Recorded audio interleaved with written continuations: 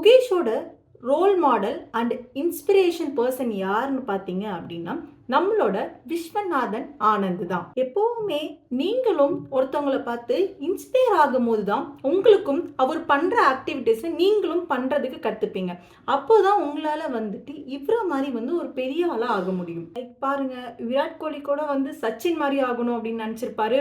நம்மளோட விஜயகாந்த் கூட எம்ஜிஆர் மாதிரி வாழணும் அப்படின்னு நினைச்சிருப்பாரு. அந்த மாதிரி தான் இவரும் விஸ்வநாதன் ஆனந்த் மாதிரி நம்மளும் ஒரு பிளேயர் ஆகணும்னு நினைச்சிருக்காரு. குகேஷ்க்கு எப்படி செஸ்ல ஒரு இன்ட்ரெஸ்ட் வந்துச்சு அப்படின்னு பார்த்தீங்க அப்படின்னா 7 வயசு இருக்கப்பதான் விளையாட ஸ்டார்ட் பண்ணியிருக்காரு.